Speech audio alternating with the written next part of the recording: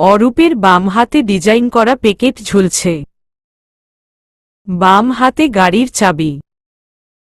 চাবিটা ঘুরাতে ঘুরাতেই গাড়ির সামনে এসে দাঁড়ায় অরূপ। গাড়ির ভেতরে একবার উকি দিয়েই চমকে উঠে সে। ওয়াসেনাথকে ভিতরে বসে থাকতে বলেছিল সে, কিন্তু কোথায় গেল ওয়াসেনাথ? দুশ্চিন্তা, ভয় নিয়ে অরূপ চারপাশে চোখ বুলিয়ে দেখে। কোথায় গেল মেয়েটা? অরূপ চারপাশে দৌড়ে একটা রাউন্ড দিয়ে আসে। কোথাও নেই ওয়াসেনাথ।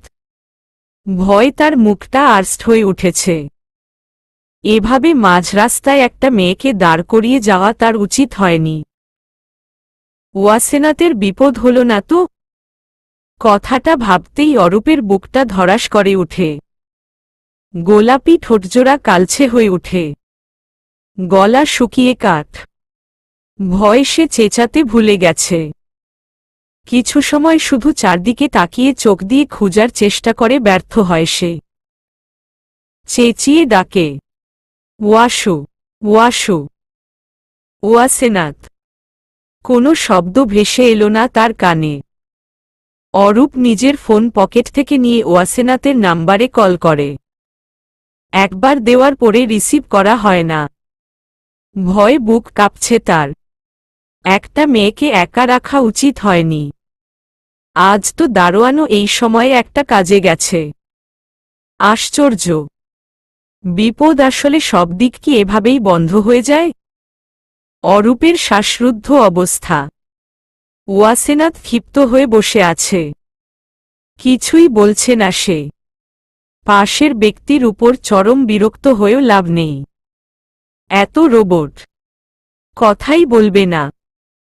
ওয়াসেনাথ ভেবে পাচ্ছে না তাকে এভাবে কোলে তুলে হিরোদের মতো নিয়ে এসে এখন ভিলেনের মতো ক্ষুব্ধ হয়ে গাড়ি কেন চালাচ্ছে এই লোক?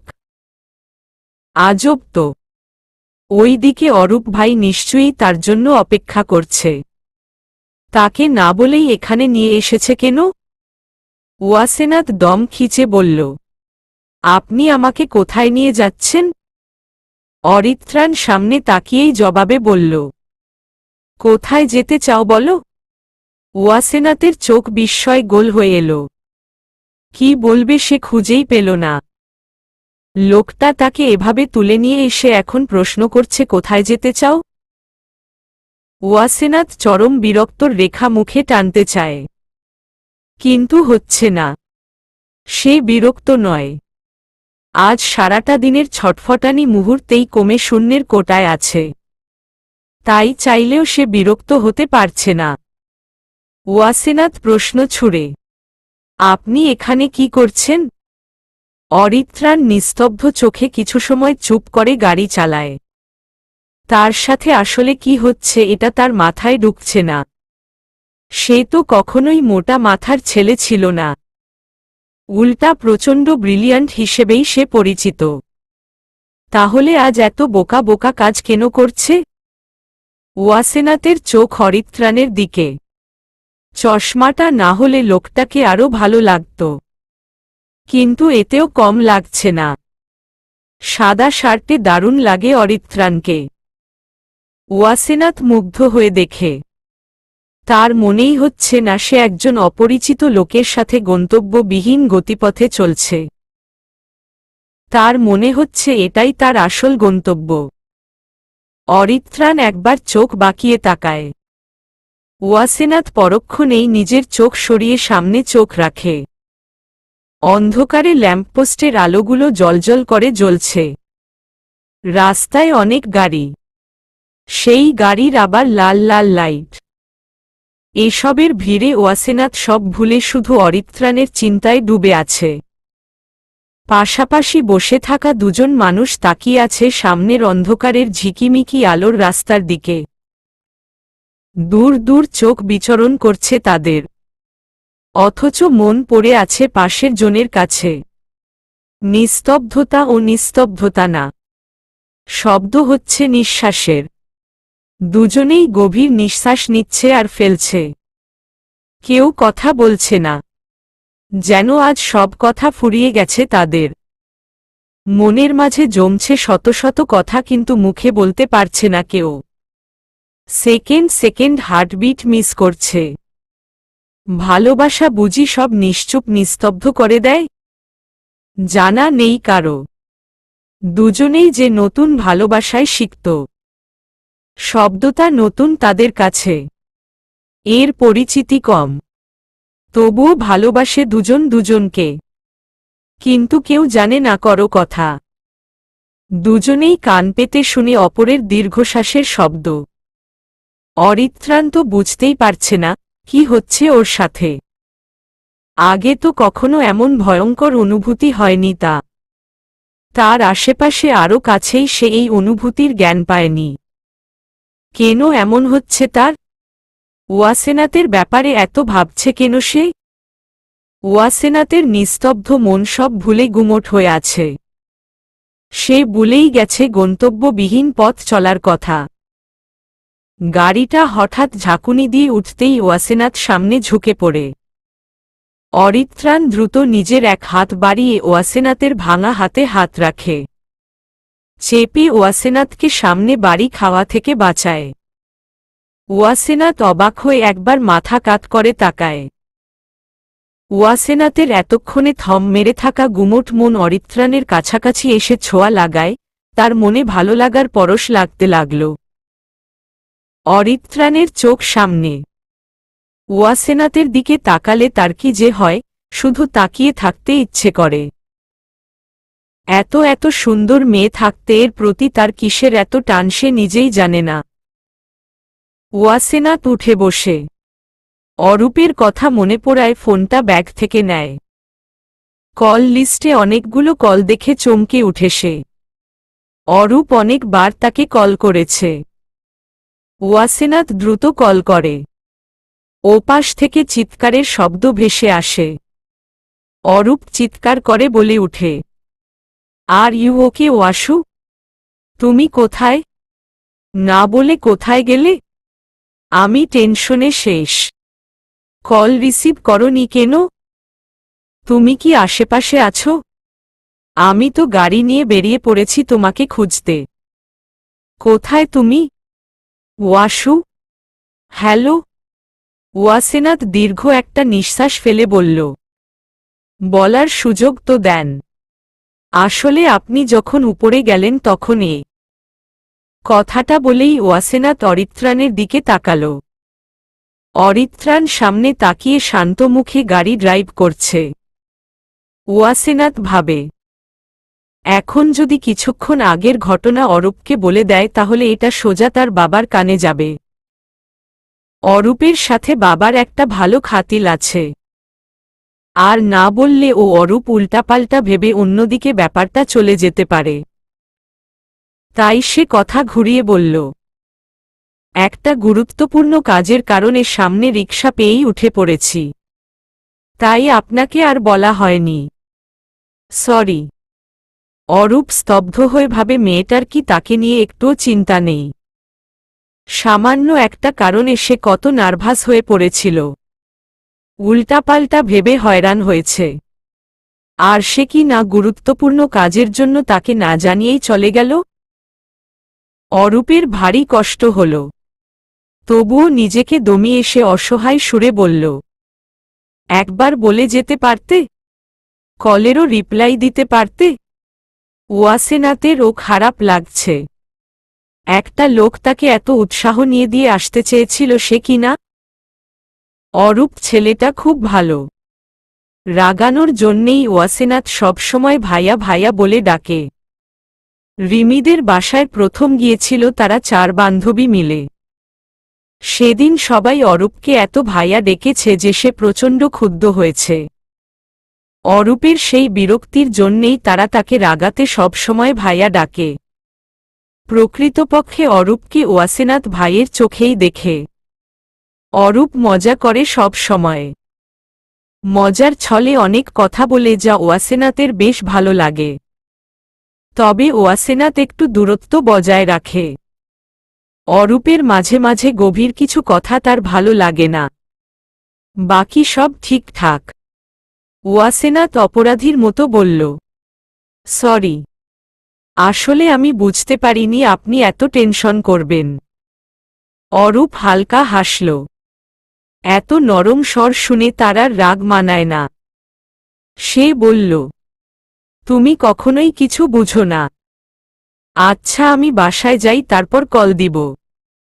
ওয়াসেনাথ হাসফাস করে বলল, না, তার দরকার নেই। আপনি বাসায় যান। অনেক জার্নি করে এসেছেন, রেস্টের প্রয়োজন। পরে না হয় কখনো কথা হবে। আগে নিজের শরীরের কথা ভাবা উচিত। রাখি। ওয়াসেনা তার কথা বাড়াল না। অরূপ মহা খুশি। তাকে নিয়ে এত চিন্তিত হয়ে ওয়াসেনাথ কথা বলেছে ভাবতেই তার অন্যরকম একটা অনুভূতি হচ্ছে। ওয়াসেনাথ ফোন কান থেকে রাখতে রাখতে বলল, আপনি এমন কেন করছেন? আমাকে নামিয়ে দেন, আমি বাসায় যাব। অরিত্রাণ রাগে ফুঁসছে ভিতরে ভিতরে। দুজনের সব কথাই তার কানে এসেছে। অরূপেরটাও হালকা হালকা ভেসে এসেছে। কত বড় সাহস! এত মিষ্টি মিষ্টি কথা বলছে, তাও তার পাশে বসে। ন্যূনতম মনোযোগ তার দিকে নেই। রাগে অরিত্রাণের কপাল ইস্ট কুচকাল। মেজাজ যাচ্ছে খিচড়ে। কথা শেষ করার আগেই অরিত্রাণ ওয়াসেনাথের হাতের ফোনটা খপ করে নিয়ে খোলা জানালা দিয়ে ছুড়ে দিল। ওয়াসেনাথ স্তব্ধ, পঞ্চবিমোহিত হয়ে হাঁ করে অরিত্রাণের দিকে তাকিয়ে আছে। হাতটা এখনো আগের মতোই উঁচিয়ে আছে। ঠোঁটজোড়া নিজের শক্তিতে আলাদা হয়ে হাঁ করে আছে। অরিত্রাণ নিশ্চুপ। ওয়াসেনাথও নিশ্চুপ। ওয়াসেনাথ অরিত্রাণের দিকে তাকায়। গাড়ি একপাশে দাঁড় করিয়ে অরিত্রাণ সামনে চোখ রাখে।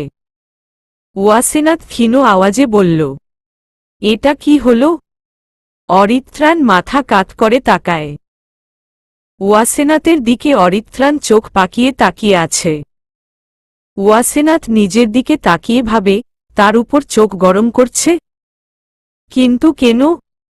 ওয়াসেনাথ মাথা তুলে তাকায়। ওয়াসেনাথকে তাকাতে দেখে অরিত্রাণ চোখ সরিয়ে সমানে তাকায়। ওয়াসেনাথের রাগ হচ্ছে না। সে আশ্চর্য হয়ে বসে আছে।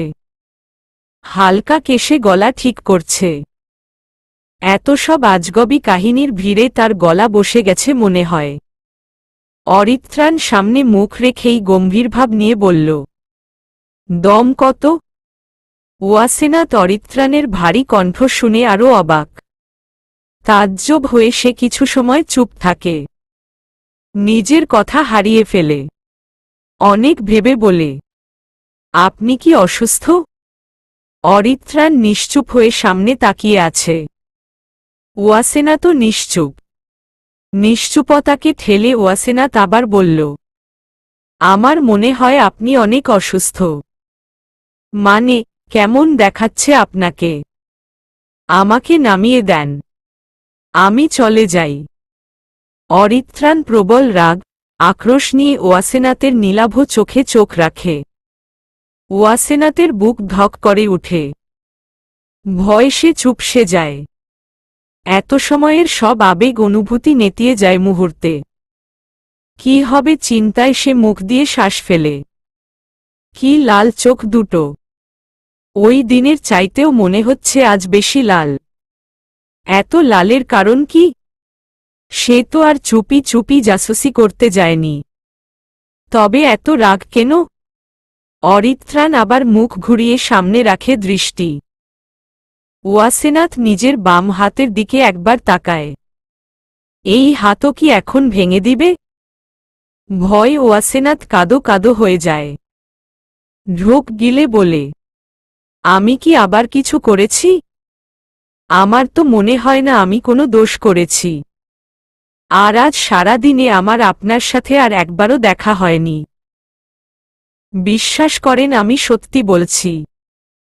ও সরি, আপনি তো আবার বিশ্বাস করতে পারবেন না। ডিকশনারিতে তো এই শব্দ নেই। মানে আপনার ডিকশনারিতে। আমি বরং যাই। অরিত্রাণ কিছু নিঃশ্বাস নিঃশব্দে ফেলে শান্তভাবে কঠিন গলায় বলে, ছেলেদের কাঁধে হাত দিয়ে কথা না বললে বুঝি ভালো লাগে না? ওয়াসেনাথ চমকিত চোখ তাকায়। বলে, আমি আবার কার কাঁধে হাত দিলাম? উল্টা আপনি আমার ফোনটা ফেলে দিলেন। অরিত্রাণ রাগে উদ্ভট কিছু কাণ্ড করে। সে নিজের দুহাতে চুল টেনে পিছনে নেয়। নিজেকে শান্ত করে আবার বলে, এত দ্রুত ভুলে গেলে? বাহ, বাকি মেয়েদের চেয়ে দেখি তুমি আরো বেশি ফাস্ট। তা কয়জন আছে এমন বয়ফ্রেন্ড? ফোনেও তো একজন ছিল, রাইট? ওয়াসেনাথ স্তব্ধ হয়ে কিছু সময় চুপ থেকে ফস করে উঠে। সে যথেষ্ট আত্মসম্মানী। নিজের চরিত্র নিয়ে এমন একটা কথা সে মানতে পারল না। রেগে বলল, সমস্যাটা কি এমন করছেন কেন? কখনো হুট করে কোলে তুলে নিচ্ছেন, কখনো আমার ফোনটা ফেলে দিচ্ছেন। কি চাই আপনার? রাগে ফসফস করছে ওয়াসেনাথ।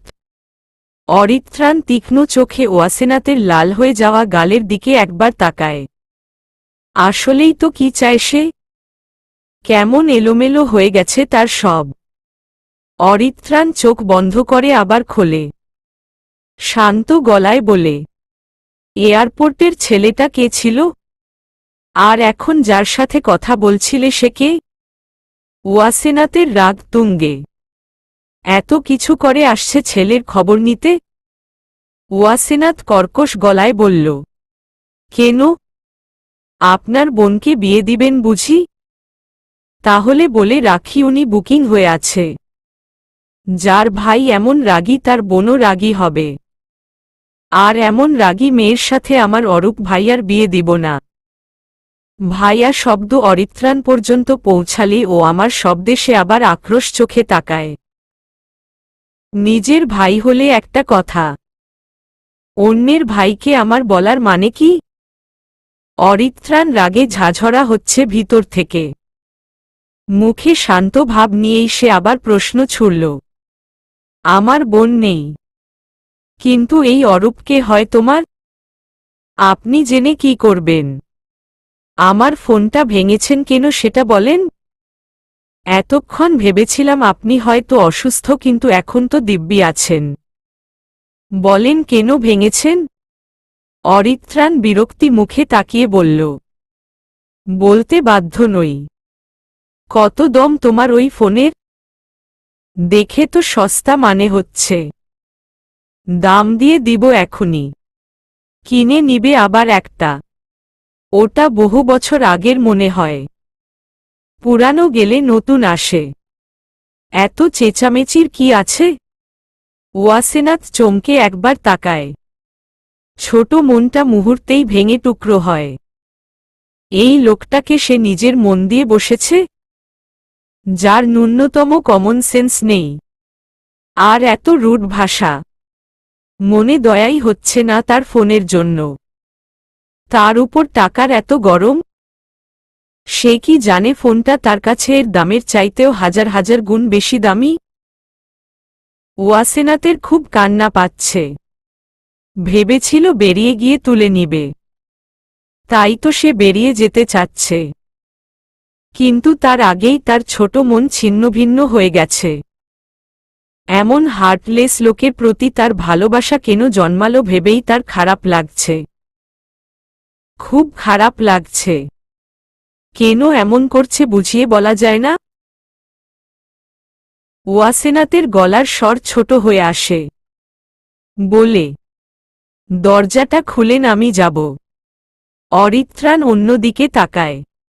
মুখটা সেদিকে রেখেই গম্ভীর কণ্ঠে বলে, আমার উত্তর চাই আগে। ওয়াসেনাথ অসংখ্য তিক্ততা আর বিরক্তি নিয়ে শব্দ করে বলল, অরূপ ছিল উনি। রিমিকে চিনেন তো? ওর ভাই। কিন্তু আপনার এত কেন লাগছে তাকে? সে কে জেনে কি করবেন? যা করছেন, একের পর এক মনে হচ্ছে আপনার ভালোবাসার মানুষ নিয়ে পালিয়ে গেছে। অরিত্রাণ চমকের উপরে চমক খেয়ে ওয়াসেনাথের দিকে তাকায়। মনের মাঝে কিছু একটা প্রবল বেগে খুঁচিয়ে চলেছে। ভালোবাসার শব্দে সে অবাক হয়। সে কি কাউকে ভালোবাসে? কাকে? পাশের মেয়েটি যেন বারবার চোখ থেকে সরে যাচ্ছে। মনতে নারাজ, এটা তার মন। সে কিভাবে? অরিত্রাণ খান আর ভালোবাসা? ইম্পসিবল। অরিত্রাণ পকেট থেকে ওয়ালেট বের করে। একটা কার্ড নিয়ে ওয়াসেনাথের দিকে তাক করে বলে, এই নেও। ওয়াসেনাথ কিছুক্ষণ তাকিয়ে দেখে, তারপর বলে, এটা কি? কার্ড? তা তো আমিও দেখতে পাচ্ছি, কিন্তু আমাকে কেন দিচ্ছেন?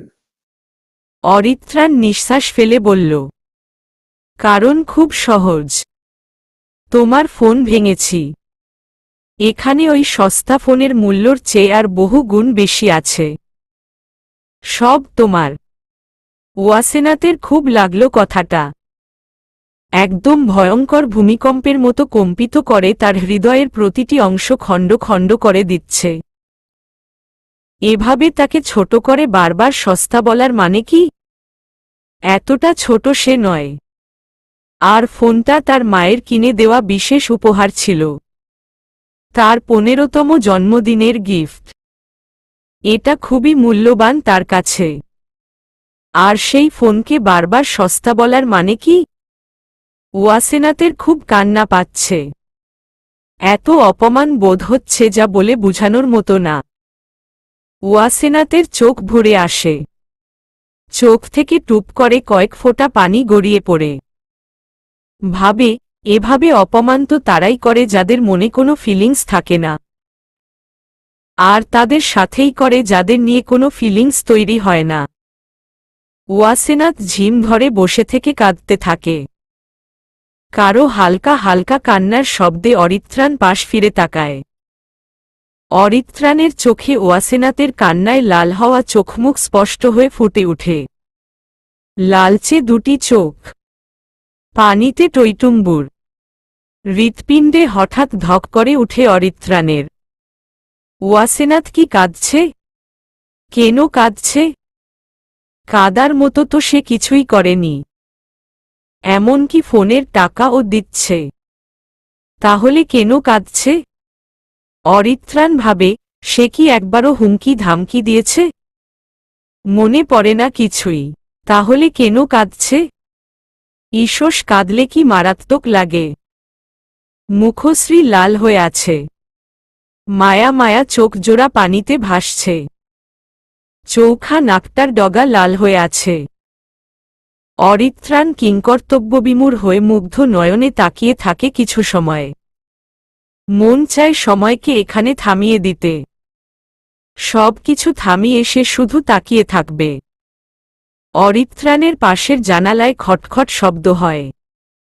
অরিত্রাণের হুঁশ আসে, সাথে অধিক বিরক্তি। এভাবে কে বিরক্ত করল দেখার জন্য পাশে তাকায়।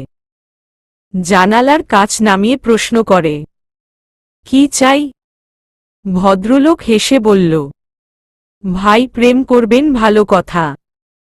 তা মাঝ রাস্তায় কেন? সবাইরে দেখানের কি বহুত শখ হইতাছে? অরিত্রাণের খেয়াল হয়, সেই গাড়ি রাস্তার মাঝেই একটু সাইড করে থামিয়েছে। অরিত্রাণ কিছু বলতে যাবে, ভদ্রলোক তার আগেই বলল, প্রেম করা কি হইছে? না হইলে একটু পাশে যান।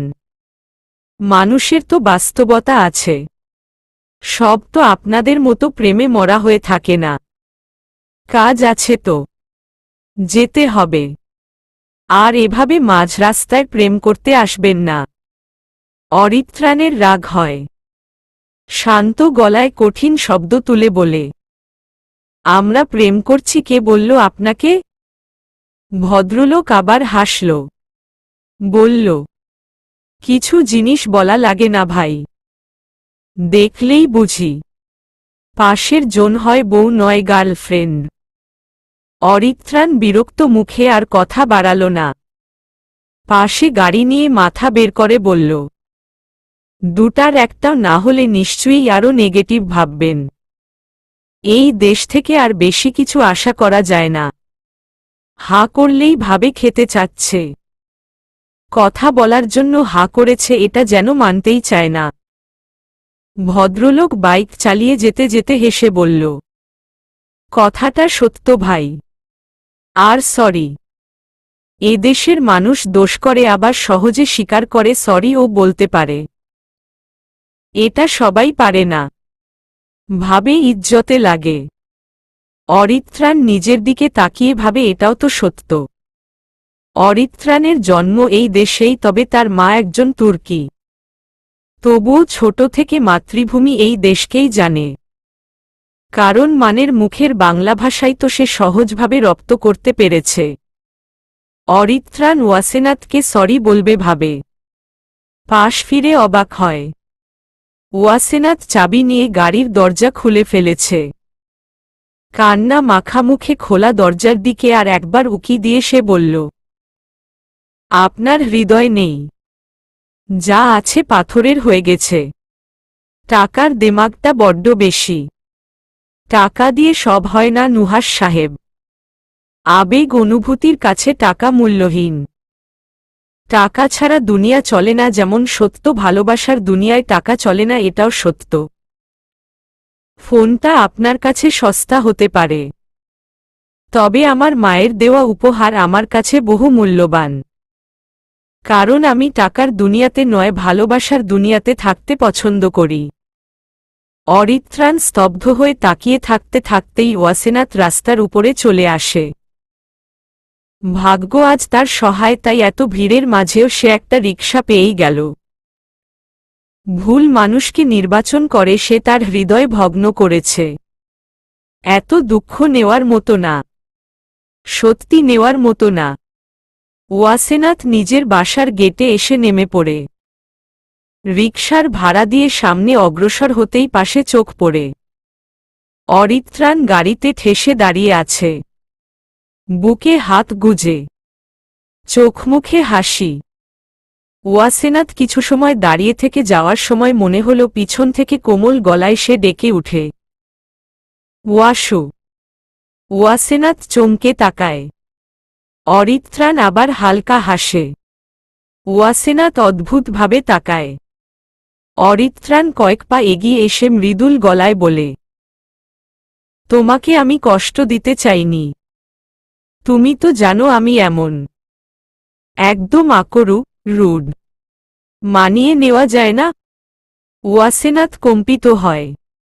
ঠোঁটজোড়া কেঁপে উঠে। অভিমানী চোখে অরিত্রাণের চোখে চোখ রাখে। কি আশ্চর্য! সবুজ চোখ। নুহাসের তো কালো চোখ।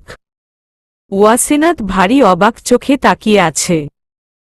এই চোখ পরিচিত, খুব পরিচিত। অরিত্রাণ দুপা আরও এগিয়ে নিজের ফর্সা ডান হাতটা বাড়িয়ে ওয়াসেনাথের চোখের পানি মুছে দেয়। ওয়াসেনাথ আবেশে চোখ বন্ধ করে। শরীরময় শিরশির করে উঠে। কাঁপনি ঝাঁকনি দিয়ে নড়ে উঠে হৃৎপিণ্ড। অরিত্রাণ আবার একটু এসে বলল, সরি। দুঃখিত। আর কখনো কষ্ট দিব না, এই প্রমিস করছি। একদম পাক্কা প্রমিস।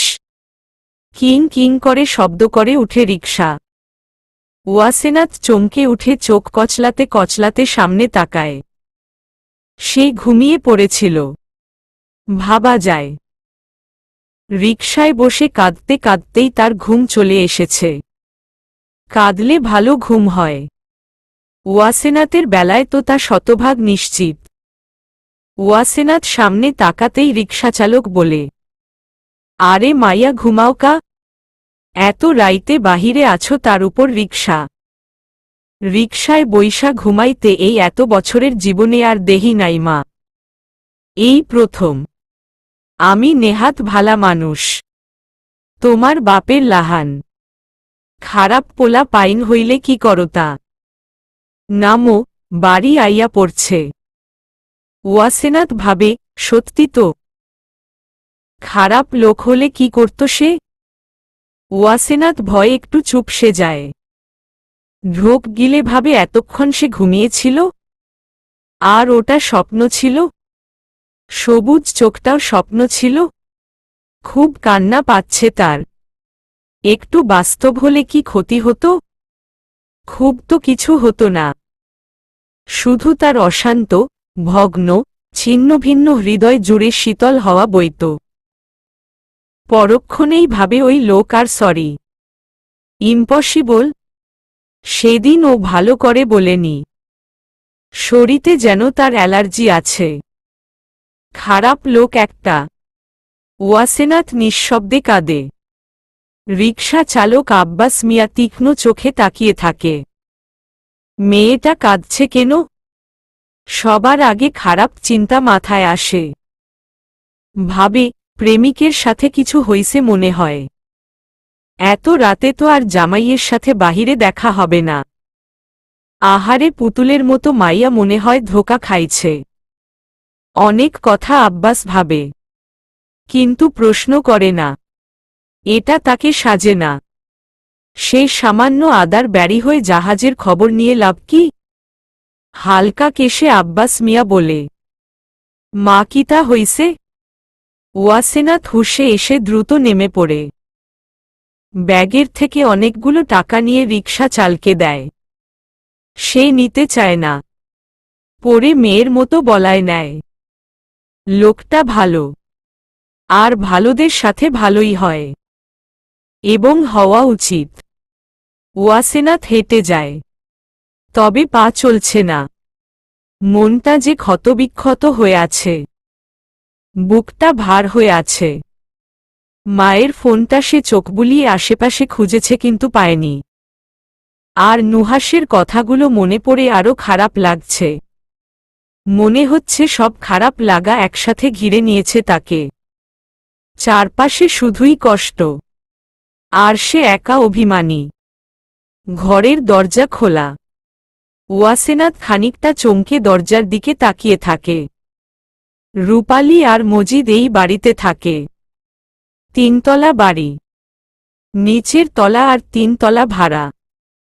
দ্বিতীয় ফ্লোরে তারা থাকে। রূপালী এখানেই থাকে। নিজে নিজে রান্না করে খায়, বাড়িঘর দেখাশোনা করে। আর মজিদ তার স্বামী। তারা দুজনে মিলেই বাড়িময় থাকে। মাসে মাসে তৌফিক বেতন দিয়ে দেয়। বাড়ি দেখাশোনা করা এদের কাজ। মজিদ বাড়ির দারোয়ানের কাজ করে।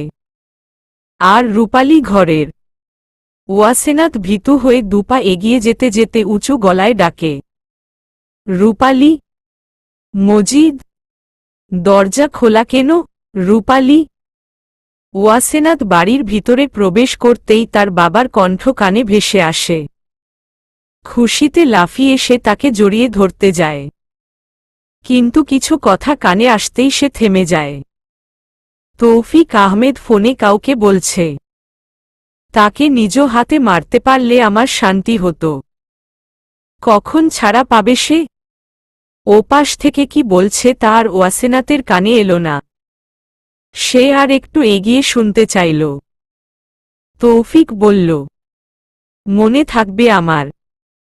আর পাপ বাপকেও ছাড়ে না। আমার স্ত্রীকে সে খুন করেছে। তাকে ছেড়ে দেওয়ার মানুষ আমি না। জীবনে পাপ অনেক করেছে। একটা একটা করে হিসাব নিব। নিজ হাতে না নিতে পারলেও আইনের মাধ্যমে নিব। মাত্র তো 3 বছর জেলে ছিল। সব প্রমাণ জোগাড় করে সারা জীবনের জন্য জেলে পাঠিয়ে ছাড়ব। কথাটা বলেই তিনি কারো আগমনের আভাস পেয়ে পিছনে ঘুরে তাকাল। ওয়াসেনাথকে দেখেই চুপসে গেল। ওয়াসেনাথ স্তব্ধ হয়ে তাকিয়ে আছে বাবার দিকে। তার বাবা এই মাত্র বলেছে তার মাকে খুন করা হয়েছে। যেখানে সবাই জানে তার অ্যাক্সিডেন্ট হয়েছে। আর সেখানেই মারা গেছে। তাহলে বাবা কেন বলল তার মা খুন হয়েছে? এই কেনর উত্তর জানে নেই ওয়াসেনাথের। সে উৎসুক হয়ে বাবার দিকে তাকিয়ে আছে। তৌফিক মেয়ের দিকে তাকিয়ে হালকা হেসে কল কেটে দিল। এক হাতে জড়িয়ে বলল, মাই লিটল প্রিন্সেস। কেমন আছো? ঈশ্বর শুকিয়ে গেছ খুব। আর হাতের কি অবস্থা? ওয়াসেনাথ নিজেকে সামলে নিয়ে তৌফিক আহমেদের দিকে প্রশ্ন ছুড়ে বলল, বাবা মা কি খুন হয়েছে? তৌফিক জানত এই প্রশ্নটা করবে। তার খুব রাগ লাগছে নিজের প্রতি। দরজা কেন যে খোলা রেখেছে? তিনি কিছু সময় চুপ থেকে ভাবে। কয়েক সেকেন্ড ভেবে তৌফিক আহমেদ বলল, ওয়াশিকা একজন জার্নালিস্ট ছিল মা। সে হিসেবে তার মৃত্যু স্বাভাবিক হলেও সেটা আমাদের কাছে একটু ভিন্ন মনে হচ্ছে। তাই আমি একটু এই ব্যাপারে ভাবছি। এর বেশি কিছু না। তুমি ফ্রেশ হয়ে নেও। এগুলো তোমার চিন্তা করার বিষয়বস্তু না। ওয়াসেনাতের মন যেন মানল না।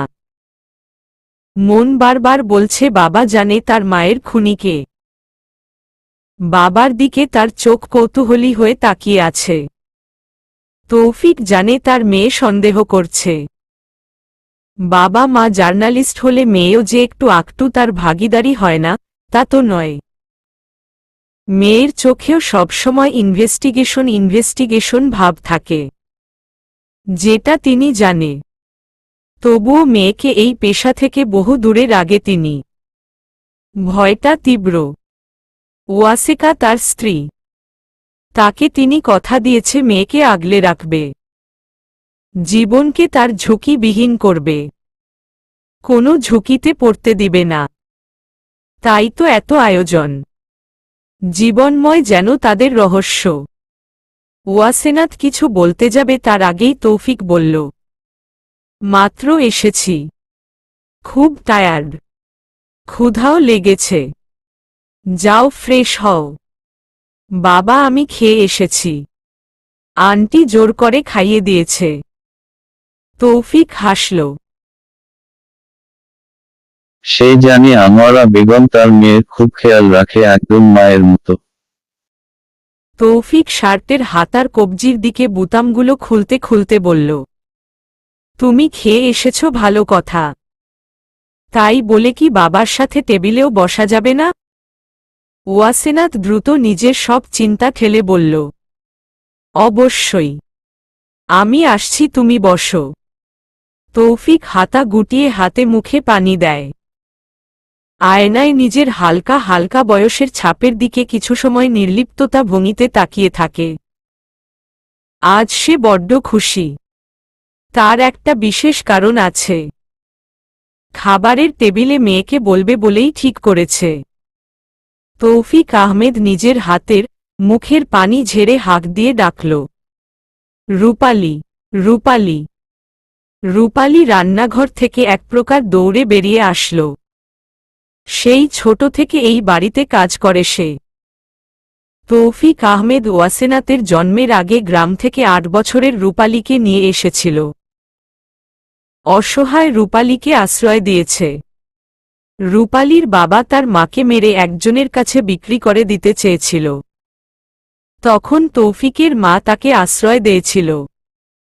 মরার সময় তিনি তখন করুণার সুরে তৌফিকে বলেছিল, ভাই মাইয়া ডারে লাইয়া যান, নাইলে ওই ব্যাডা ওরেও ব্যইচ্ছা দিব। তৌফিকের দয়া হল। কালো একটা ছিমছাম মহিলার গাঢ় রঙের সাদা মেয়ে রূপালী। কুনজর পড়বে নিশ্চিত, তাই নিয়ে এসেছে। কাজের মেয়ে কখনোই মনে করে না তৌফিক। ছোট বোনের মেয়ের মতো তাকে আদর করে। ওয়াসেনাত আপু ডাকে। রূপালী প্রথম থেকেই তৌফিককে খুবই ভয় পায়। তৌফিক কখনো তাকে বকেনি, তবুও পায়। কিছু কিছু মানুষের চেহারার গম্ভীরতাই ভয় পাওয়ার মতো। তৌফিক তেমন গম্ভীর মানুষ না। তবে এই ৩ বছরে সে বেশ গম্ভীর হয়ে উঠেছে। প্রিয়তমাকে হারিয়ে, মেয়ের কাছ থেকে দূরে থেকে, পরিবেশ ও পরিস্থিতির কারণে। তৌফিক তোয়ালিয়া দিয়ে হাত মুখ মুছে বলল, খাবার লাগা। আজ রান্না করেছিস তো আমার জন্য? মানে খাবার দাবার কিছু কি আছে? রূপালী দাঁত বের করে বেককেলের মতো হাসে, মাথা দুলায়। তৌফিক হেসে বলে, মুখে বলা যায় না? তোর মামি তো এটা বলতে বলতেই হয়রান হয়ে উঠত। সে চলে গেল, কিন্তু আজও তোর মাথা দুলানি গেল না। মামির কথা মনে পড়তেই চোখে পানি চলে আসে রূপালীর। কাদো স্বরে বলে, হ মামু, তো ওই মামিরে খুব মনে পড়ে আমার।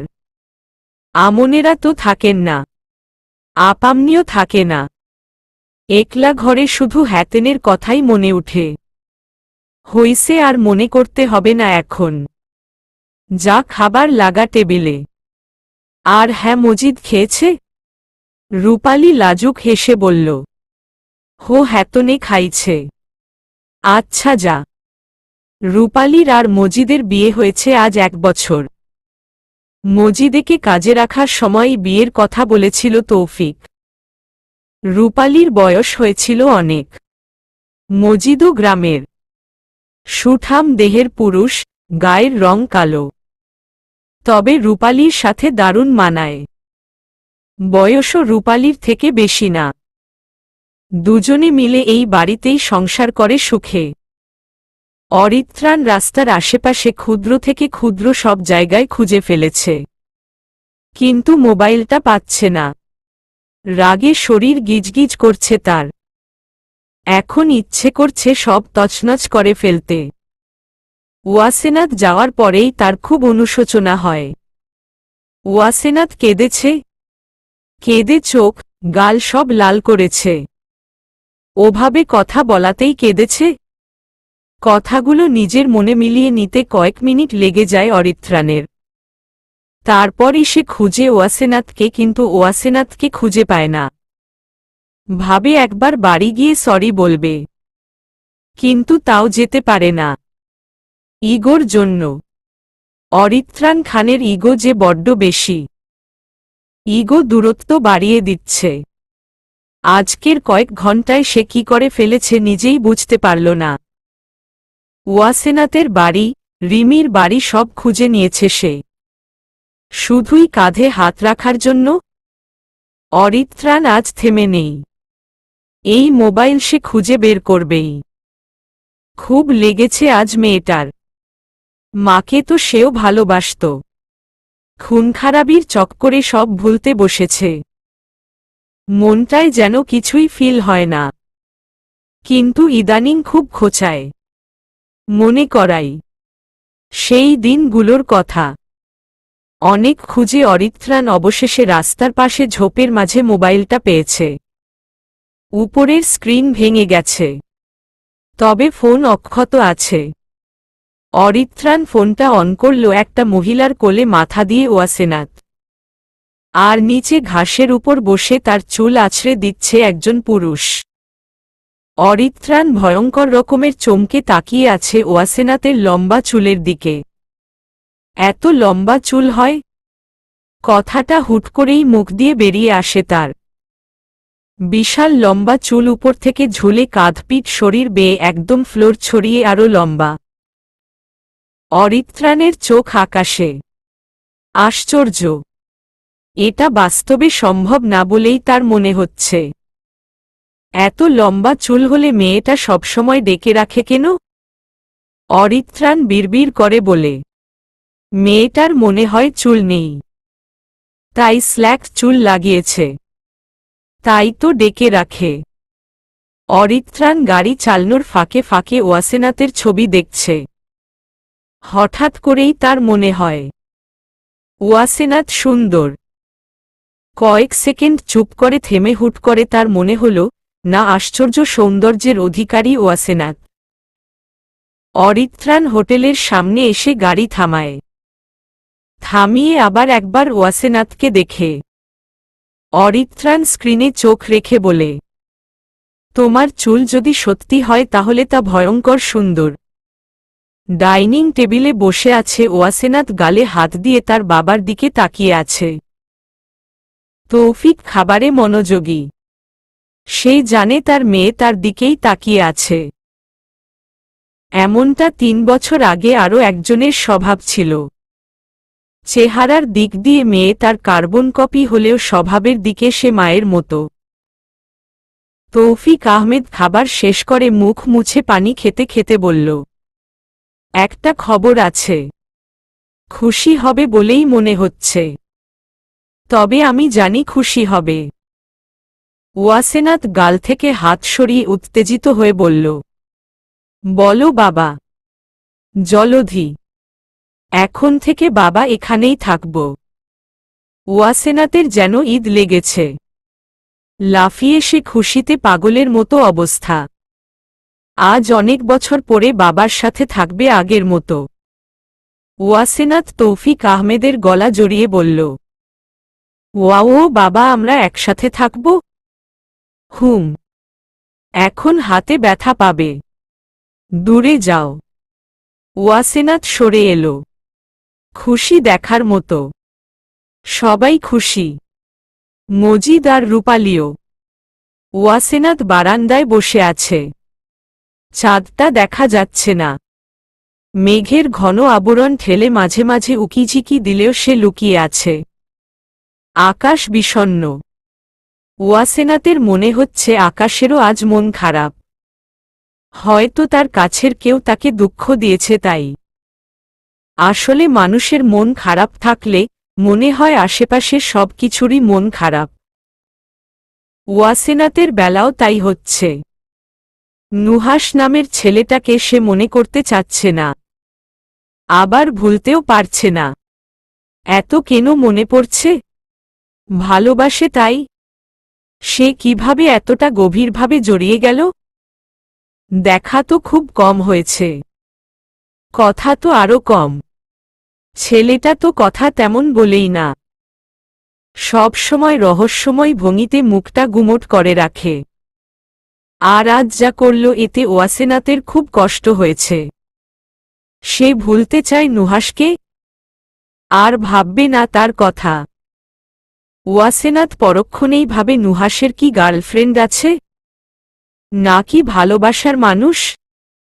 ওয়াসেনাথের বুক বিষণ্ণতায় আবার ভার হয়ে আসে। ভালোবেসে বলতে না পারার কষ্টটা মারাত্মক। যা মানুষকে কুড়ে কুড়ে খায়। তোমার ফোন কোথায় ওয়াসেনাথ? তৌফিকের গলা পেয়ে ওয়াসেনাথ চমকে পিছনে ঘুরে তাকায়। তৌফিক উত্তরের কথা না ভেবে বলল, রিমি কল করেছে। তোমার ফোনে কল করছে আর তুমি রিসিভ করছো না কেন? ওয়াসেনাথ ভাবে তার ফোন তো শেষ। এখন কি হবে? বাবাকে বলবে ওই নুহাসের কথা? ধপ করে আবার ভাবে বাবা তো জানলেই পুলিশে দিয়ে দিবে। থাক, বলার মতো তেমন কিছু হয়নি। বাদ দিয়ে সে তৌফিকের হাত থেকে ফোন নিয়ে বলল, ফোনটা চুরি হয়ে গেছে বাবা। সে কি? কবে? আমাকে বললে না কেন? আর একটা নিয়ে আসতাম। ওয়াসেনাথ দীর্ঘশ্বাস নিয়ে বলল, এই তো এখন বললাম। আচ্ছা বাবা, আমি রিমির সাথে একটু কথা বলি। আচ্ছা। বলেই তৌফিক বেরিয়ে গেল। ওয়াসেনাথ ফোন কানে ধরতেই অরূপের গলা ভেসে এলো। ওয়াসেনাথ চমকে বলল, আরে ভাইয়া আপনি? অরূপের উৎসাহ সরে গিয়ে বিরক্তি ফুটে উঠে মুখে। সে বেশ কঠোর হয়ে বলে, কোনো জন্মের ভাই আমি তোমার? ওয়াসেনাথ হালকা হেসে বলল, জন্ম তো একটাই। আর সে জন্মেরই। তা বাবার ফোনে রিমি সেজে কল করা হয়েছে কেন? রিমি সাজতেন যাব কেন? রিমি আগে কথা বলেছে, তারপরেই আমি। আর তোমার ফোন কোথায়? সেটা চুরি হয়েছে। আচ্ছা, কল কেন করেছেন? কোনো কিছু দরকার? অরূপ গলার কণ্ঠ নরম করে বলল, তোমার গলার স্বর ভাণ্ডার শুনতে ইচ্ছে হলো তাই। এর চেয়ে বড় দরকার আর কিছু নেই আমার। ওয়াসেনাথের কেমন যেন ঠেকল। সে ইতস্তত হয়ে বলে, মজা করার আর সময় পেলেন না? ঘুমাবো এখন। কিছু প্রয়োজন হলে বলেন। আসলে হাত ব্যথা তো। অরূপের খারাপ লাগে, তবুও সে বলে, আচ্ছা ঠিক আছে। তুমি বাসায় পৌঁছেছ কি না তা জানতেই ফোন করেছি। তাহলে তুমি ঘুমিয়ে পড়ো। আচ্ছা। ওয়াসেনাথ কল কাটতে যাবে, অরূপ আবার বলে উঠে, হ্যালো হ্যালো। ওয়াসেনাথ কল কানে ধরে। অরূপ মিষ্টি গলায় বলে, শুভরাত্রি। ওয়াসেনাথ হাসে। হাসি ঝুলিয়েই বলে, আপনাকেও, আর সাথে আমার চুল্লি বান্ধবীকেও। অরূপ কল রাখতেই তার কাঁধে আনোয়ারা বেগম হাত দেয়। অরূপ কিঞ্চিত বিচলিত হয়ে পাশ ফিরে তাকায়। ছেলের পাশে বসে আনোয়ারা বলল, ওয়াসেনাথের কল না? অরূপ হাতের ফোনের দিকে তাকিয়ে মন খারাপের ভঙ্গিতে বলল, হুম। আনোয়ারা বেগম হাসে। ছেলেটা বড্ড ভালোবাসে মেয়েটাকে। রিমি আর চোখে ভাইয়ের দিকে তাকায়।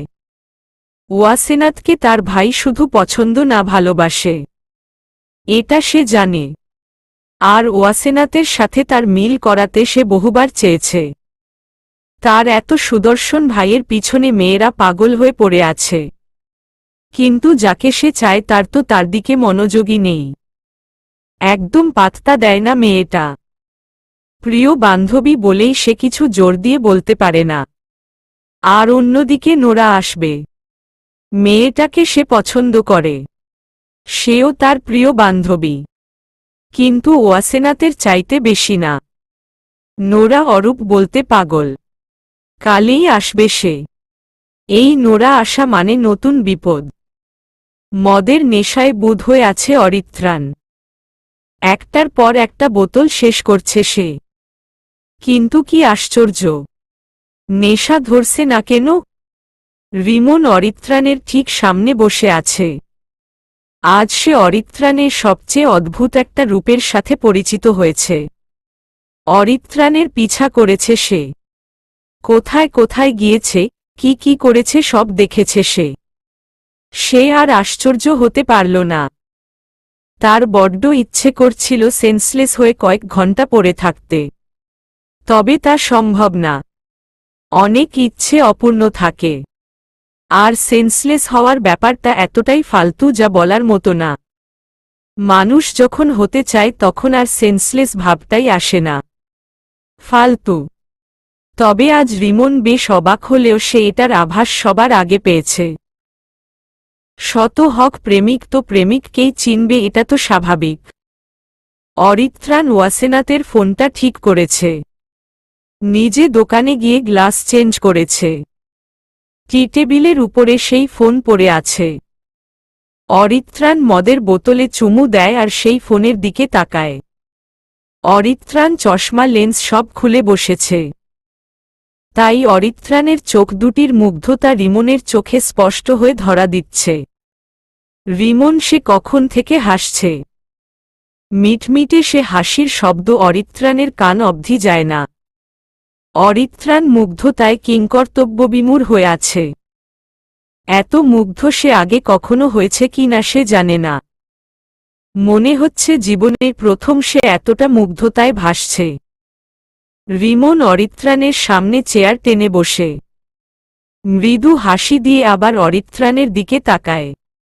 মাথা উঁচিয়ে ফোন দেখতে চায়। অরিত্রাণ নিচ থেকে মাথা উঠিয়ে প্রশ্ন ছুড়ে বলে, সমস্যা কি? এত ঢং করে এখানে বসে বসে হাসার মানে কি? কি চাই? রিমন আবার হাসে। আর একবার তাকিয়ে মাথা ঝাঁকিয়ে হাসে। ভাবে, বন্ধু তার প্রেমে উন্মাদ হয়ে আছে তাহলে। এটাই কি পাথরের বুকে ফুল ফোটা? তা নয় তো কি, যে ছেলে মেয়ে ছেলে কিছু মানে না খুন করার সময় হাতের নখ তুলে ফেলে, হাত পা খণ্ড খণ্ড করে, মাথা কাটে, যতই আকুতি করে, পা ধরে, কাঁদে না কেন, দয়া দেখিয়ে কখনো ছেড়ে দেয় না। তার মনে হঠাৎ বৃষ্টি নামার মতো ঝড় তুলে দিয়েছে সামান্য একটা মেয়ে। অরিত্রাণ আবার বলল, রুম থেকে যাবি? নাকি কিছু চাই? কি চাই বল? রিমন দাঁত কেলিয়ে বলল, প্রেম। অরিত্রাণ বিস্ময়ের সাথে তাকিয়ে আছে রিমনের দিকে। তারপর নিজেকে ঠিক করে বলে, সেটা প্রিমন। ডাক্তার দেখা। ছেলে হয়ে ছেলের কাছে প্রেম চাই? ছি, গে হয়ে গেলি নাকি? তোর গার্লফ্রেন্ড এটা জানে? রিমন চোখ বড় ছোট করে চেঁচিয়ে বলল, ছি, আমি কি ওইভাবে বলেছি নাকি? হাতের বোতল রাখতে রাখতে অরিত্রাণ বলল, তো কিভাবে বলেছিস? প্রেম চাই মানে কি? মানে তোকে প্রেমের কথা বুঝাতে চাই। অরিত্রাণ চোখ গরম করে বলল, ফালতু জিনিস নিয়ে আমি কিছুই শুনতে চাই না। আর এটা বুঝে আমি কি করব? প্রেম করবি? অরিত্রাণ আজ আর শান্ত থাকতে পারল না। সে রেগে কটমট করে বলল, হোয়াট রাবিশ! প্রেম আর অরিত্রাণ খান? প্রেম ভালোবাসা অরিত্রাণ খানের জন্য ইম্পসিবল। যা রুম থেকে। রিমন আবার একটা হাসি দিয়ে বলল, আর ইম্পসিবলকে পসিবল করাই হচ্ছে প্রেম ভালোবাসার কাজে। অরিত্রাণ একটু রয়ে শয় নড়েচড়ে বসল। বলল, যেমন? তোর পাথরের মতো কলিজার ফুলটাকে আগে বল, একটু তো শুনি। অরিত্রাণ রেগে বলল, রুম থেকে বাহিরে যা। Get lost. রিমন গেল না। অরিত্রাণের কোনো হুমকি ধামকিকে সে ভয় পাচ্ছে না এখন। সে নিজেই বুঝতে পারছে না এত সাহস এলো কোথা থেকে। রিমন চেয়ারে হেলান দিয়ে বলল, ও, এই পাথরের বুকের ফুল কি ওয়াসেনাত বিনতে তৌফিক? দুপুর 2টা বাজে প্রায়। সূর্যের প্রকাণ্ড রোদ একদম মাথার উপরে। আকাশটা সূর্যের ভেজে ঝকঝক করছে। চারপাশেই মাথা ফাটা রোদ দৌড়ে বেড়াচ্ছে। অদ্ভুতভাবে সে রোদের তেজ নিজের গায়ে মাখিয়ে দাঁড়িয়ে আছে অরিত্রাণ। সারাটা রাত নির্ঘুমে পার করে ভার্সিটিতে পা রেখেছিল সে। কিন্তু ভাগ্য খুবই খারাপ ছিল। যার জন্য ভার্সিটিতে যাওয়া সে ভার্সিটিতে নেই। খোঁজ লাগিয়ে জানতে পেরেছে সে তার বাড়িতে। তাই সেই সকাল 10টা থেকে নিজের কামধাম ফেলে সে দাঁড়িয়ে আছে পিছঢালা রাস্তায়। ঘামে ভিজে আছে গায়ের চকলেট রঙের শার্ট। গলার পিছনে লম্বা হাতা, বুকের সামনের দিকে। এতটা কষ্ট সে জীবনে তেমন করেছে কি না মনে নেই। এই কয়েক বছরে তো সে কখনোই করেনি। রোদে প্রচণ্ড অ্যালার্জি তার। গালের দুপাশ রৌদের তীব্র ভেজে জ্বলছে তার। কিন্তু প্রকাণ্ড সূর্যের তার প্রতি কোনো দয়া নেই। সে নিজের তেজ দেখাতে ব্যস্ত। ঠিক তারই মতো। সে যেমন দয়া দেখায় না, ঠিক একটুই ভাবে আজ তাকেও দয়া দেখাচ্ছে না সূর্য। গাড়ি নিয়ে এসেছিল, কিন্তু তা রাস্তার মোড়ের গলিতে রেখে এসেছে। এদিকে নিয়ে আসেনি। আসলে এত বড় গাড়ি এদিকে তেমন ঢুকে কি না তার সন্দেহ ছিল, তাই নিয়ে আসেনি। এখন তার মনে হচ্ছে কেন যে নিয়ে এলো না। এত রোদে তার মাথা ধপধপ করছে। শ্যামলা কপালের দুপাশের নীল রগ লাফাচ্ছে। পানির তৃষ্ণাটা প্রচণ্ড বেশি। কপাল বেয়ে চুয়ে চুয়ে ঘাম গড়িয়ে পড়ছে।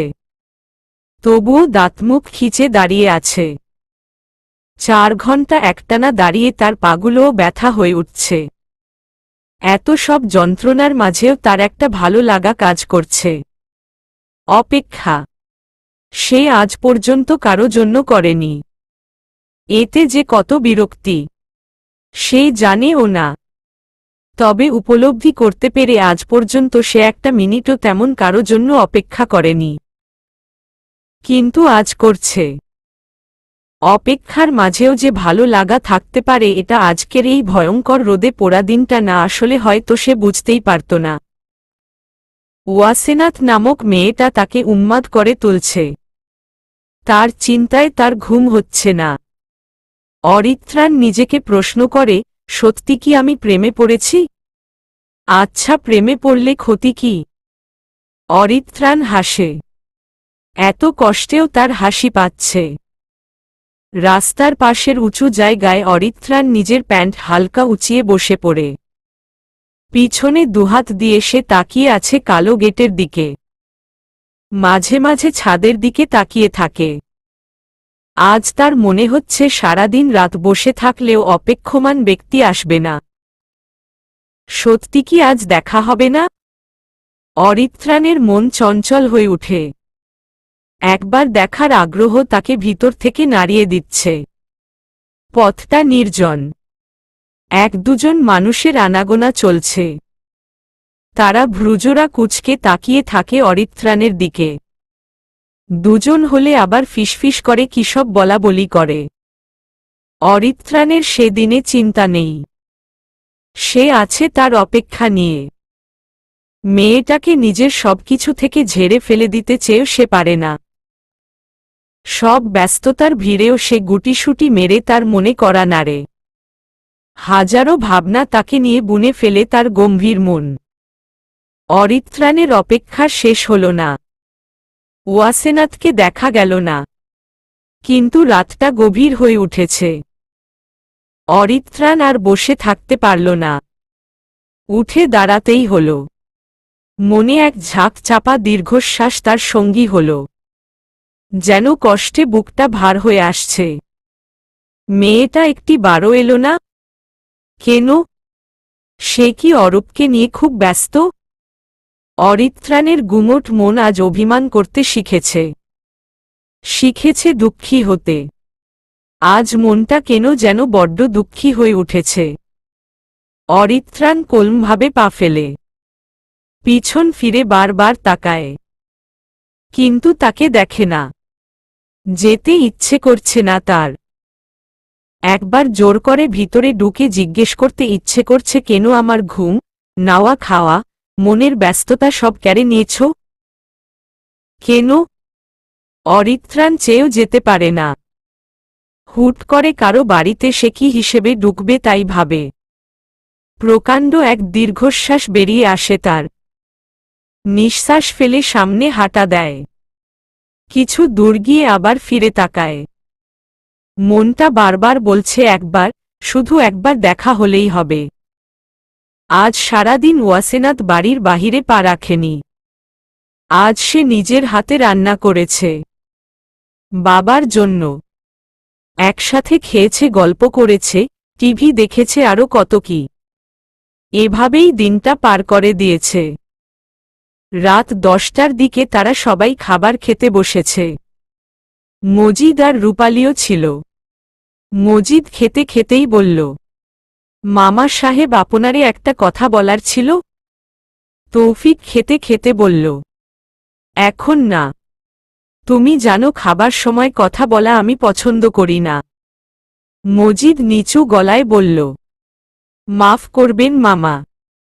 কথায় কথায় মাফ চাওয়াও আমি পছন্দ করি না। মজিদ নিজের সাদা সাদা দাঁত দেখিয়ে হেসে ওঠে। সবাই হাসে। ওয়াসেনাথ গলাটা হালকা ঝুঁকিয়ে রূপালীর কানে কানে বলল, দেখো তোমার মুক্তরাজার মুক্তোর মতো দাঁত ঝকঝক করছে। রূপালী লাজুক হাসে। সে যে মজিদকে মুক্তরাজা ডাকে তা ওয়াসেনাথ একদিন রুমের বাহিরে হেঁটে যাওয়ার সময় শুনেছে। তারপর থেকেই রূপালীর সামনে কখনো ওয়াসেনাথ মজিদ ভাই ডাকে না। সব সময় মুক্তরাজা ভাই বলেই ডাকে। রূপালী বেশ লজ্জা পায় আর শুধু হাসে। খাওয়া দাওয়া শেষে সোফায় বসেছে সবাই। রূপালী খাবারগুলো রান্নাঘরে নিয়ে যাচ্ছিল। ওয়াসেনাথ তাকে সাহায্য করছিল। তৌফিক খবরের কাগজ উল্টাতে উল্টাতে বলল, বলো মজিদ। মজিদ ভাষণ দেওয়ার ভঙ্গিতে বলল, আজ একজন লোকরে বাড়ির বাহিরে ঘোরাঘুরি করতে দেখছি। দেখে ভদ্রলোকই মনে হয়, কিন্তু বাড়ির বাহিরে কি করে সেটাই বুঝলাম না মামা সাহেব। তৌফিকের মাথার চামড়ায় কিঞ্চিত ভাঁজ পড়ে। সে চিন্তায় পড়ে ভাবে তার জন্য কি কোনো বিপদ বাড়িময় ঘুরে বেড়াচ্ছে। ওয়াসেনাথ টেবিল পরিষ্কার থামিয়ে এগিয়ে এসে বলল, কেমন দেখতে বলো তো? মজিদ আবার নড়েচড়ে বলল, শ্যামলা হবে মুখ, তবে হাত সাদা। সূর্যের কিরণে তো মুখটা পুরা লাল হয়ে উঠেছিল। আমি আবার কখনো শ্যামলা মানুষরে লাল হতে দেখি নাই। ও চোখে আবার চশমাও আছে। হাতে একটা কালো ঘড়ি। চকলেট রঙা শার্ট ছিল গায়ে। মুখে চাপা দাড়ি। ঠোঁটজোড়া আবার লাল। ওয়াসেনাতের বুকটা হঠাৎ ধড়াস করে উঠে। কম্পিত হয়ে সে হালকা কেঁপে উঠে। বুকের ভিতরে হাতুড়ি পিটা শুরু হয়। আচ্ছা, উনি কি এসেছে? প্রশ্ন করতে গিয়েই থেমে যায় সে। কি সব বলতে বসেছে, তাও বাবার সামনে। তৌফিক মেয়ের দিকে কৌতূহলী দৃষ্টি নিক্ষেপ করে বলল, তুমি চিনো নাকি? ওয়াসেনাত হকচকিয়ে যায়।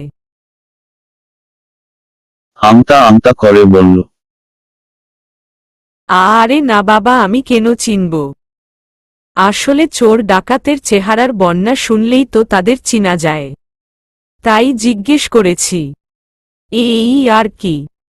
কথাটা বলেই ওয়াসেনাত এক প্রকার দৌড়ে নিজের রুমের দিকে পা বাড়ায়। বিছানায় চিত হয়ে শুয়ে পড়ে সে। মনে হঠাৎ বাতাস লাগে, ভালো লাগার বাতাস। যদি নুহাস আসে? ঈশস কেন যে বাহিরে গেল না আজ?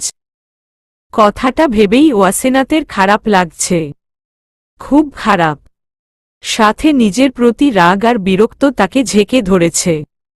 দুঃখটা তো ফ্রিতে আছেই। অরিত্রাণ হোটেলে না ঢুকে তার সামনে থাকা সুইমিং পুলের সামনে থমেরে দাঁড়িয়ে পড়ে। কিছুক্ষণ নিস্তব্ধ হয়ে স্বচ্ছ নীল পানির দিকে তাকিয়ে থাকে। অরিত্রাণের নিজের এক বুক কষ্টকে এক পৃথিবী সমান কষ্ট মনে হচ্ছে। মনে হচ্ছে পৃথিবীর সব কষ্ট তার একারই। ওয়াসেনাত কি অরূপের সাথে আছে? হয়তো অরূপকে সে ভালোবাসে। সত্যি কি ওয়াসেনাতের সেই সৌভাগ্য ভালোবাসা অরূপ পাবে? অরিত্রাণের মাথাটাও ভার হয়ে আসে। পায়ে হাত দিয়ে কনভার্স খুলে সে ঝাঁপিয়ে পড়ে সুইমিং পুলে। পানির ঝাপাং শব্দে আশেপাশের হোটেল কর্মচারী, অরিত্রাণের গার্ডস সহ আশেপাশের সবাই চমকে সুইমিং পুলের দিকে তাকায়। এই প্রথম তারা অরিত্রাণকে এই পুলে নামতে দেখেছে। অরিত্রাণের কিছুই ভালো লাগছে না। সে সুইমিং করে নিজের রাগ কমাতে চাচ্ছে। আজ সারা দিন সে অপেক্ষা করেছে, অথচ মেয়ে একটা বারও বাহিরে এলো না। ওই ছেলের জন্য এয়ারপোর্টে যেতে পেরেছে, কাঁধে হাত দিয়ে হাসতে পেরেছে, আর তার জন্য সামান্য বাহিরে পা রাখতে পারল না। ব্যাপারটা যেন তাকে আরও খেপিয়ে তুলছে। মনে হচ্ছে পৃথিবীটা থমকে গেছে, কিছুই মাথায় আসছে না। কিন্তু সে নিজেই তো ওয়াসেনাতকে দূরে ঠেলতে চেয়েছে। কাল পর্যন্ত সে দেশটাই ছাড়তে চেয়েছে। আর আজ তার কেন এত খারাপ লাগছে? কেন কেন? অরিত্রাণ সুইমিং পুলের পানি দুহাতে উড়িয়ে দিচ্ছে। আশেপাশের সবাই ভয়ে জর্জর হয়ে আছে। রিমনকে খবর দেওয়া হয়েছে। অরিত্রাণকে সবারই খুব ভয় লাগে। ঠুস ঠাস সে মানুষকে মেরে ফেলে, যেন পানি গিলার মতো সহজ একটা ব্যাপার। অরিত্রাণ একের পর এক থাবা দিয়েই চলেছে। তার কেমন যেন নিঃশ্বাস বন্ধ হয়ে যাওয়ার মতো অবস্থা। তার মনে হচ্ছে ওয়াসেনাত তাকে ইগনোর করছে। সে কি এখনো রেগে আছে? হয়তো। অরিত্রাণের বিশাল দুনিয়া হঠাৎ নিমিষে ছোট হয়ে গেছে। সেই দুনিয়ার চারদিকে শুধু ওয়াসেনাত ঘুরছে, শুধু ওয়াসেনাত। অরিত্রাণ দ্রুতগতিতে কয়েকবার ডুব দেয়। রিমন সুইমিং পুলে পা ভিজিয়ে বসে পড়ে, সবাইকে ইশারায় যেতে বলে। পাশে চশমাটা ভাসছে। রিমন হাত বাড়িয়ে সেটা নেয়। অরিত্রাণ নিজের তর্কি স্টাইলের চুলগুলো পিছনে টেনে ধরে। কবজির কাছের বুতাম খুলে হাতা গুটিয়ে উপরে তুলে নেয়। চোখ বন্ধ করে পুলের পাশে ঠেসে দাঁড়ায়। নিঃশ্বাস ফেলে কিছু, সবই দীর্ঘশ্বাস। রিমন তাকিয়ে সবকিছু নিখুঁতভাবে খুঁটিয়ে খুঁটিয়ে দেখছে। চশমাটা চোখে লাগিয়ে হাসছে, আবার খুলে ফেলছে। অরিত্রাণ আবার একবার সম্পূর্ণ সুইমিং পুলে সাঁতার কেটে হাঁপিয়ে উঠে। চোখ তুলে তাকাতেই রিমনকে দেখে দ্রুত উপরে উঠে ভিজা শরীরে হাঁটা শুরু করে। রিমন দৌড়ে অরিত্রাণের সামনে দাঁড়িয়ে বলল, তোয়ালে নিয়ে যা। অরিত্রাণ ভ্রু কুঁচকে তাকিয়ে টেনে তোয়ালে নিয়ে মাথা মুছতে মুছতে হোটেলের ভিতরে ঢুকে সোফায় বসে আছে মাদৌলি। সুইমিং করতে করতেই লঞ্চ খুলে ফেলেছে অরিত্রাণ। সিঁড়ির দিকে যেতেই একজন দৌড়ে এসে বলল, স্যার, একটা মেয়ে আপনার সাথে দেখা করতে এসেছে।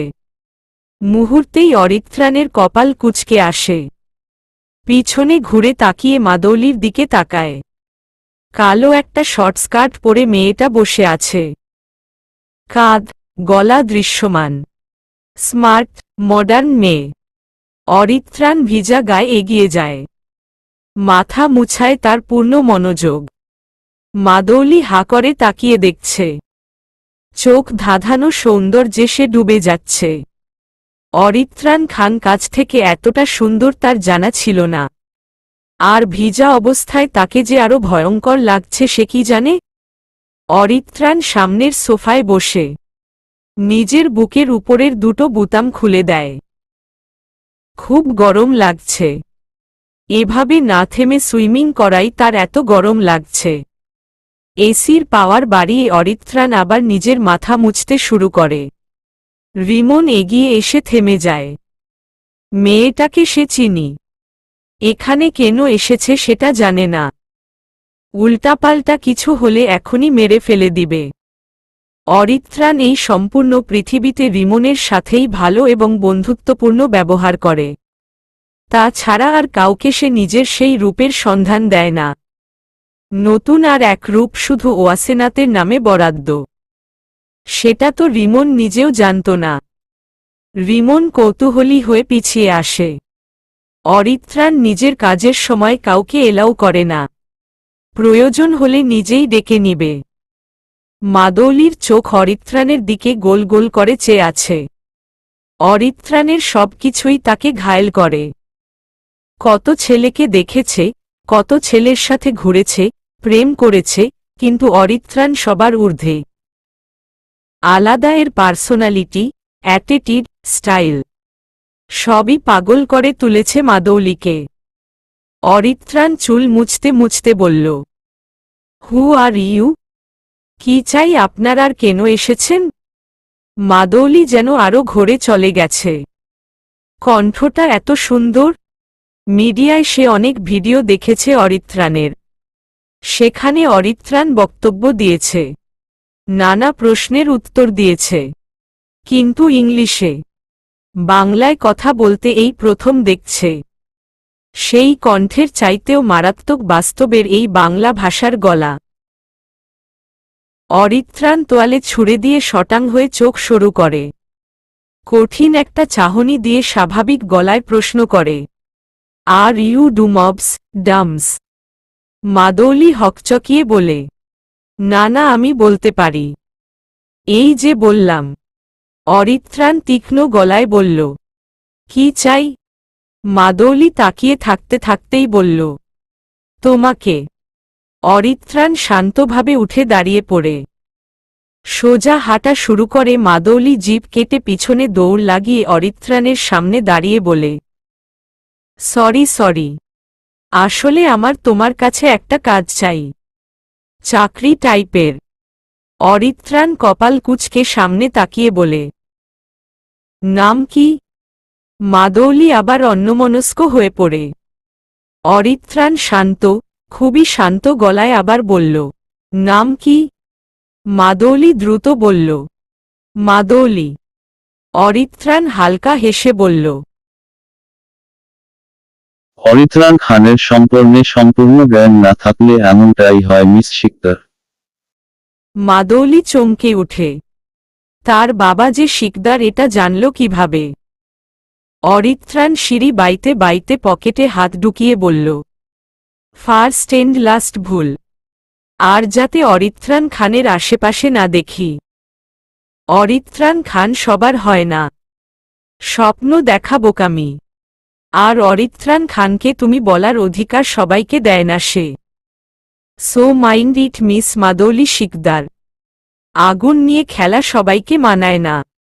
আপনার মতো মেয়ের তো আরও মানায় না। এমন আজেবাজে টাইপের অনেক মেয়ে অরিত্রাণের আশেপাশে থাকে। তাকে ধারণ করতে হলে মোম হতে হবে। মোম। দেন গেট লস্ট। মাদৌলি রাগে ফুঁসছে। অরিত্রাণ কিভাবে তাকে চিনে নিল? এটাই মাথায় আসছে না। আজেবাজে মেয়ে বলেছে তাকে। অরিত্রাণ খান ডেঞ্জারাস সে জানে, তবুও তার অরিত্রাণ খানকেই চাই। অরিত্রাণ খান জানে না সেও আগুন। রিমন বিছানায় গড়াগড়ি করে হাসছে। অরিত্রাণের সেদিকে ভ্রুক্ষেপ নেই। সে জামা চেঞ্জ করে কফির কাপে চুমুক দিচ্ছে। রিমন এগিয়ে এসে বলল, মাইয়াটারে ভাগাই দিলি কেন? চাকরি চাইল আর তুই ভাগাইয়া দিলি? কি হট মাইয়া ছিল দোস্ত, ফিদা হওয়ার মতো। আমার যদি একজন না থাকতো পটাই নিতাম। অরিত্রাণ রাগী গলায় বলল, সেটা প্রিমন। এগুলো কেমন ভাষা? মাইয়াটা ভাগাইয়া। একদম এসব ভাষায় কথা বলবি না। ওকে সরি দোস্ত। তার আগে বল মেয়েটাকে চিনলি কিভাবে? ওসব মেয়েদের এমনই চিনা যায়। শিকদার গ্রুপের ট্যাগ গলায় ঝুলিয়ে ঘুরলে তো বাপের নামটাও চিনা যায়। আর ড্রেস দেখেই বোঝা যায় কাজের প্রয়োজন আছে কিনা। যার গায়ে ৪৭,০০০ টাকার ড্রেস থাকে তার চাকরির প্রয়োজন হয় না। মাদৌলি নামের একটা মেয়ের নামে গার্ডস অনেক আগেই রিপোর্ট করেছে। কোনো মেয়ে নাকি আমাকে নিয়ে খুব খোঁজ লাগাচ্ছে। এটাই সেই মাদৌলি। রিমন মুগ্ধ গলায় বলল, বাহ ভাই বাহ, এত বুদ্ধি কই রাখছ? তুই যা খাওয়া দাওয়া করছো আমিও তো তাই খাই, তাহলে এত বুদ্ধি তোর একার কেন? আমার গুলা কই যায়? অরিত্রাণ স্বাভাবিক গলায় বলে, ফালতু বকবকে। রিমন হাসে।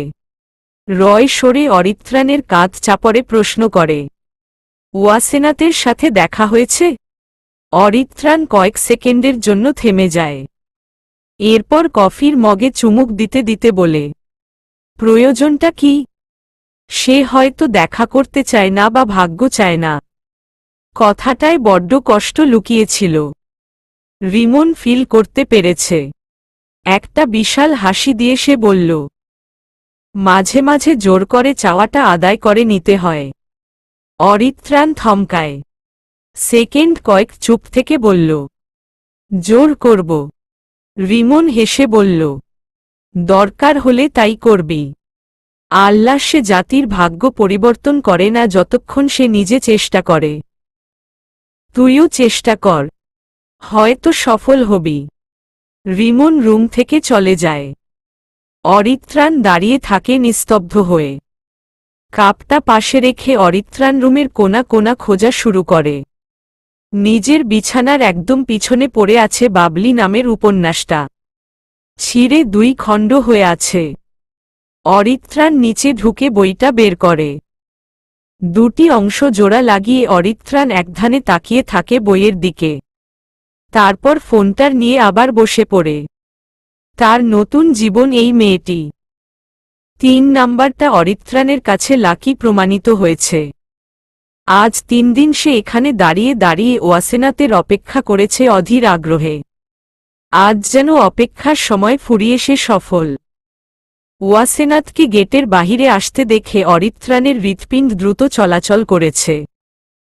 আজ পর্যন্ত তার বড় বড় সফলতায়ও তার এতটা খুশি লাগেনি যতটা খুশি এখন লাগছে। ওয়াসেনাত অরিত্রাণকে দেখে থ হয়ে দাঁড়িয়ে থাকে কিছুক্ষণ। সে বুঝতেই পারছে না এটা সত্য নাকি। ওয়াসেনাত দুহাতে চোখ কচকায়। দেখে সত্যি। নুহাস সাহেব এখানে এসেছে? ভাবতেই বুকটা ধাকধাক করে শব্দ করা শুরু করে। ঠোঁট কাঁপে। আসলে এই 3 দিন সে বাড়ির কাজে আর বাবার সাথে সময় কাটাতে এতটাই ব্যস্ত ছিল যে গুমোট অন্ধকার, গভীর রাত বাদে এই লোকটির কথা তার তেমন মনেই পড়ত না। একদম মনে পড়ত না বললে ভুল হবে। মাঝে মাঝেই মনে একটা ঝাঁকুনি দিয়ে নড়া দিত। ওয়াসেনাত কয়েক সেকেন্ড চুপ করে দাঁড়িয়ে থেকে মুখ ফিরিয়ে নেয়। যার মনে দয়ামায়া নেই, যে তার মায়ের দেওয়া ফোনটা ফেলে দিয়েছে, তার জন্য এত ফিলিংস আসে কোথা থেকে সে জানে না। কেন তাকে নিয়ে এত চিন্তা, এত ভাবনা? তার ভাববে না। ওয়াসেনাথ হেঁটে যেতেই অরিত্রাণ নিজের শার্টের হাতা গুটাতে গুটাতে দৌড়ে পিছে হাঁটা শুরু করে। শীতল গলায় ডাকে, ওয়াসেনাথ বিনতে তৌফিক। আরে দাঁড়াও, এত দ্রুত কিভাবে হাঁটছ ওয়াসেনাথ বিনতে তৌফিক? ওয়াসেনাথ থেমে পিছনে ফিরে রাগী গলায় বলল, আমার সম্পূর্ণ নাম আমি জানি। বারবার ডেকে প্রমাণ করতে হবে না আমি ওয়াসেনাথ বিনতে তৌফিক। ওয়াসেনাথ আবার হাঁটা শুরু করে। অরিত্রাণ ও তাল মিলায়, মুখে বলে, সেটা আমিও জানি। তোমাকে দেখলেই চিনা যায়, প্রমাণের কি প্রয়োজন? আসলে বুঝাতে চাচ্ছি তোমার নাম কত বড়। রাগী চোখে পাশ ফিরে তাকায় ওয়াসেনাথ। কিছু বলে না, চোখ রাঙিয়ে হাঁটে। অরিত্রাণ হালকা হাসে। জীবনে কখনো ভাবেননি এভাবে রাস্তায় দৌড়ে কারো রাগ ভাঙাবে, অভিমান কমাতে চাইবে। সবই কপাল। অরিত্রাণ অবাক হয়ে ভাবে, মেয়েটা বড্ড অবুঝ আর অভিমানী। অরিত্রাণ আবার বলল, রেগে আছো? এবার ওয়াসেনাথ থামল। পাশে তাকিয়ে অরিত্রাণের দিকে তাকাল। অরিত্রাণের চোখ গভীর। ওয়াসেনাথ নির্লিপ্ততা ভঙ্গিতে বলল, আপনি এখানে কি করছেন? অরিত্রাণ শান্ত গলায় বলল, অপেক্ষা। ওয়াসেনাথ ভারী অবাক গলায় বলল, কার জন্য? অরিত্রাণ চোখ সামনে নেয়। সেদিকে তাকিয়ে বলে, তুমি ছাড়া আমাকে অপেক্ষা করাতে পারে এমন কেউ নেই আপাতত। ওয়াসেনাথ চমকাল। দারুণভাবে সে চমক মুখে ধরে রেখে বলল, আমার জন্য অপেক্ষা? অরিত্রাণ তাকাল না, কিছু বলল নাও না। সামনে তাকিয়ে আছে সে। ওয়াসেনাথ উত্তর পেল না। সে চুপ করে থাকে কিছু সময়ে। মৌনতা কাটিয়ে ওয়াসেনাথ বলে, তা কেন? আবার কিছু একটা করে কষ্ট দেওয়ার ধান্ধা আছে নাকি? অরিত্রাণ চট করে ওয়াসেনাথের দিকে তাকাল।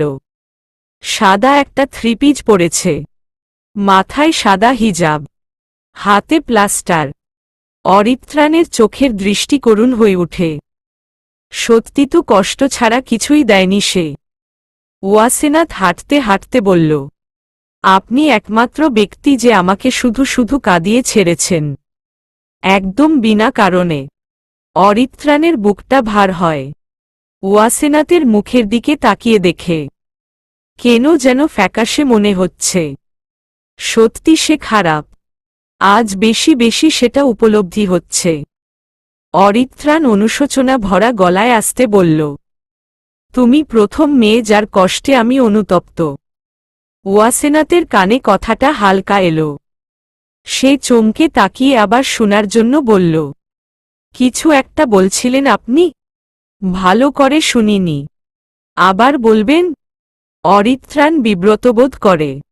ওয়াসেনাথ শুনতে চায় আবার। অরিত্রাণ কথা ঘুরিয়ে বলল, কিছু বলার ছিল, এখনো বলিনি। ওয়াসেনাথ হতাশ গলায় বলল, বলার হলে বলে চলে যান। আমার কাজ আছে। কোথাও যাচ্ছ? হুম। অরিত্রাণের মনটা খচখচ করে। ইতস্তত গলায় বলে, অরূপ নামের ছেলেটার কাছে?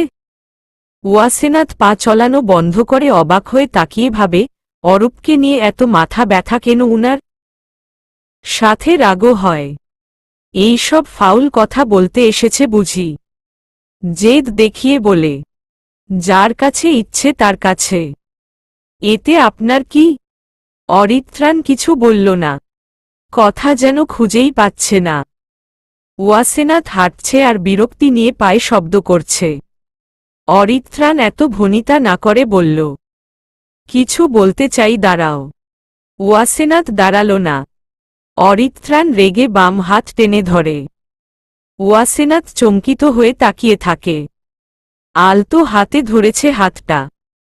ক্ষণ সময় মৌন থেকে বলে, এটা আমার এলাকা, মানুষ দেখলে নেগেটিভ কিছু ভাবতে পারে। অরিত্রাণ মাথা নিচু করে বলে, মাঝে মাঝে নেগেটিভিটি ভালো। বলুক না কিছু নেগেটিভ কথা। কি আর বলবে? আচ্ছা বলতো কি বলতে পারে? ওয়াসেনাথ কিছু না ভেবে বলল, প্রেমিক প্রেমিকা ছাড়া আর কি বলবে। অরিত্রাণের যেন পছন্দ হলো কথাটা। হেসে বলল, বলুক। কি চেঁচাচ্ছ কেন? বললেই হয়ে যাবে। এমন তো নয়। বন্ধুও ভাবতে পারে। ওয়াসেনাথ ভ্রু কুঁচকে বলল, আপনি আমার বন্ধু?